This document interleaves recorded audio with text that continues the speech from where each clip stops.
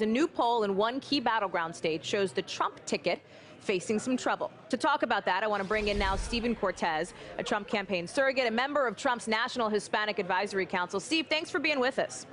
You bet. Thanks for having me, Hallie. I'm jealous you get to be out there in the sun with a bunch of excited college kids.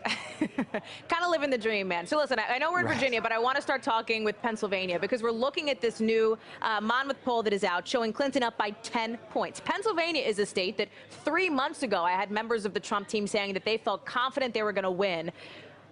Do you think this is a direct result of what we've seen over the last week and a half from your candidate? All of these controversies that have been piling up.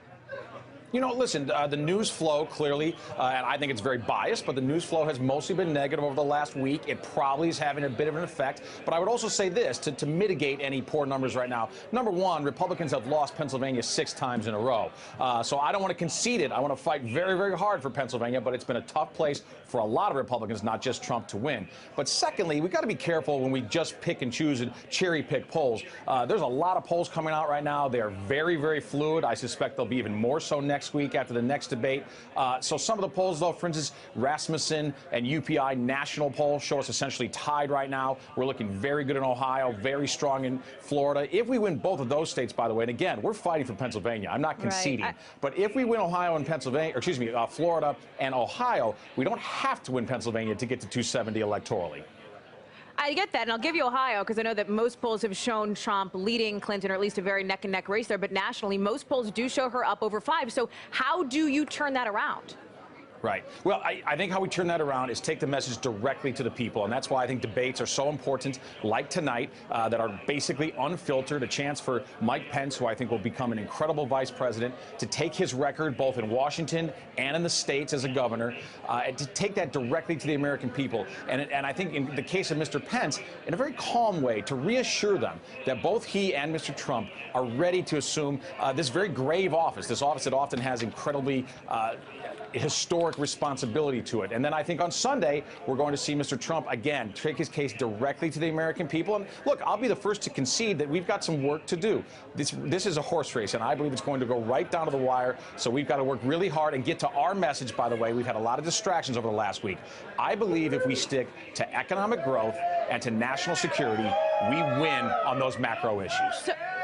So you talk about this being a horse race, you feel like you're able to come back. Women are going to be key to that, right, for both parties. Right. One new poll shows a 25-point deficit for Donald Trump among white college-educated women. And I want to read to you something that came out in Vanity Fair. The editor saying he once invited Trump as his guest to the White House Correspondents' Dinner, Graydon Carter, saying he seated Trump next to a well-known model. Let's put up on screen what he said, that after 45 minutes, this model came over to his table almost in tears, pleading with me to move her because Carter says the model found Trump to be vulgar, assessing openly her body, her legs, the breasts of other female guests. Is this behavior that you are comfortable with in your nominee? You know, I would not be comfortable with that, but I don't believe it. Graydon Carter is an incredibly partisan person. Do you think it's made up? Do you think it's a lie? He's an incredibly partisan person. Look, I wasn't there. Carter wasn't there either at that table. I would tell you this.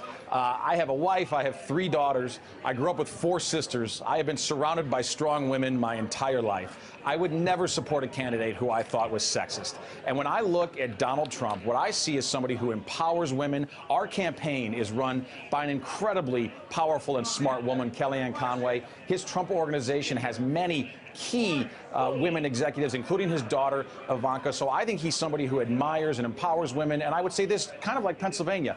The Republican Party, though, I'll concede to you, we've had a problem with women.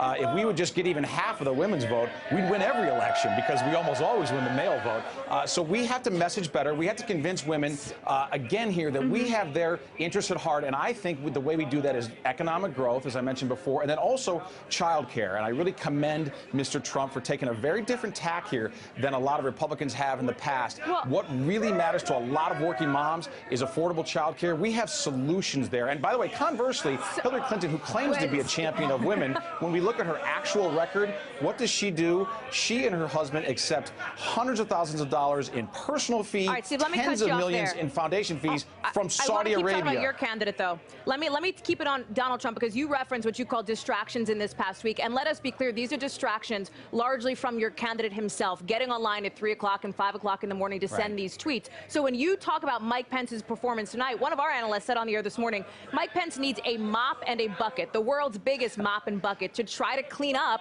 Donald Trump's mess. Can he do that, or is this simply too much? Sure. No, I think he can. Again, I'm the first to concede there have been missteps.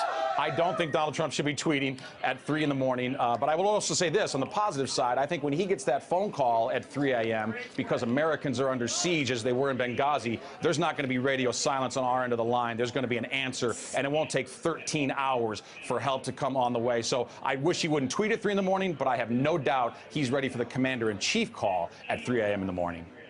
Hey there, I'm Chris Hayes from MSNBC. Thanks for watching MSNBC on YouTube. If you want to keep up to date with the videos we're putting out, you can click subscribe just below me or click over on this list to see lots of other great videos.